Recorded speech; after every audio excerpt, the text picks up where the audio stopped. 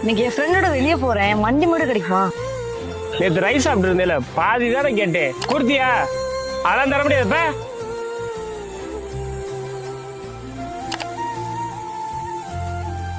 அம்மா போயிட்டாரே.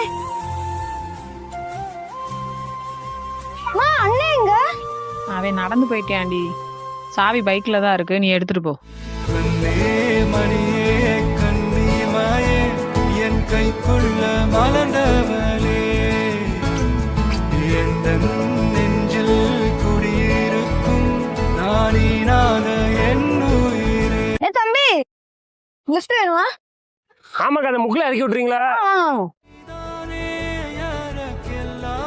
வண்டி ஓசி வானது இல்லாம உனக்கு தம்பியா? போ முதல்ல. கண்ணே மணியே கண்ணிமாயே என் கைக்குள்ள மலர்